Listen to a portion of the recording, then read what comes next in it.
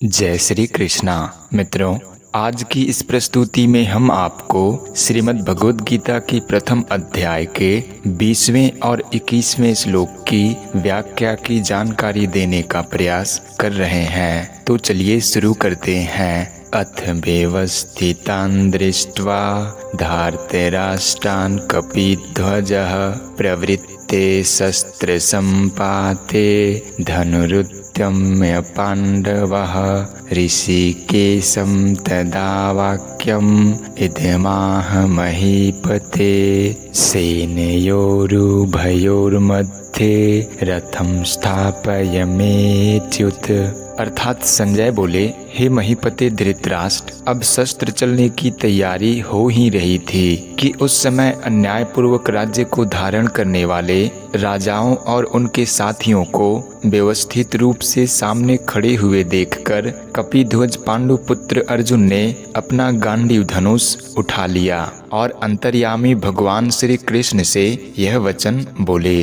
अथ मित्रों, इस पद का तात्पर्य है कि अब संजय भगवान श्री कृष्ण और अर्जुन के संवाद रूप भगवद गीता का आरंभ करते हैं। 18वें अध्याय के 74वें श्लोक में आए इति पद से यह संवाद समाप्त होता है। ऐसे ही भगवद गीता के उपदेश का आरंभ उसके दूसरे अध्याय के 11वें श्लोक से होता है और 18वें अध्याय के 66वें श्लोक में यह उपदेश समाप्त होता है। प्रवृत्ते शस्त्र संपाते।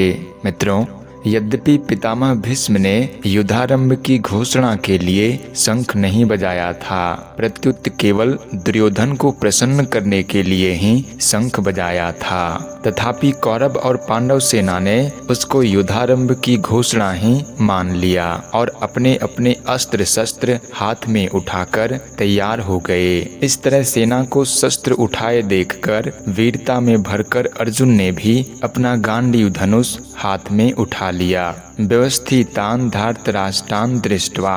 मित्रों, इन पदों से संजय का तात्पर्य है कि जब आपके पुत्र दुर्योधन ने पांडवों की सेना को देखा तब वह भागा भागा द्रोणाचार्य के पास गया, परंतु जब अर्जुन ने कौरवों की सेना को देखा तब उनका हाथ सीधे गांडीव धनुष पर ही गया। इससे मालूम होता है कि दुर्योधन के भीतर भय है और अर्जुन के भीतर निर्भयता है, उत्साह है, वीरता है। कपिध्वजः। मित्रों, अर्जुन के लिए कपिध्वज विशेषण देकर संजय धृतराष्ट्र को अर्जुन की रथ की ध्वजा पर विराजमान हनुमान जी का स्मरण कराते हैं। जब पांडव वन में रहते थे तब एक दिन अकस्मात वायु ने एक दिव्य सहस्त्र दल कमल लाकर द्रौपदी के सामने डाल दिया। उसे देखकर द्रौपदी बहुत प्रसन्न हो गई और उसने भीमसेन से कहा कि वीरवर, आप ऐसे बहुत से कमल ला दीजिए। द्रौपदी की इच्छा पूर्ण करने के लिए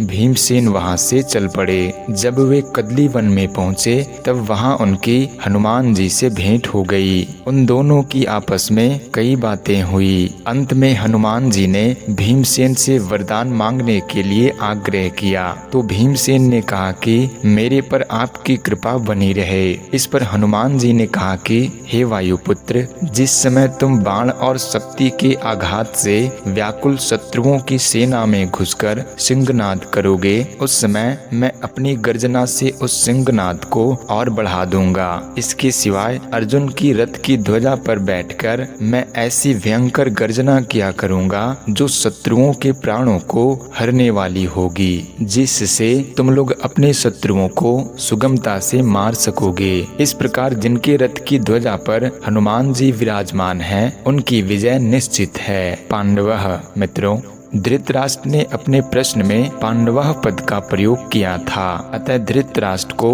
बार बार पांडवों की याद दिलाने के लिए संजय यहाँ पांडवः शब्द का प्रयोग करते हैं। ऋषिकेशं तदा वाक्यम इदमाह महीपते। मित्रों, पांडव सेना को देखकर दुर्योधन तो गुरु द्रोणाचार्य के पास जाकर चालाकी से भरे हुए वचन बोलता है, परंतु अर्जुन कौरव सेना को देखकर जो जगत गुरु हैं, अंतर्यामी हैं, मन बुद्धि आदि के प्रेरक हैं, ऐसे भगवान श्री कृष्ण से सुरवीरता, उत्साह और अपने कर्तव्य से भरे हुए आगे कहे जाने वाले वचन बोलते हैं।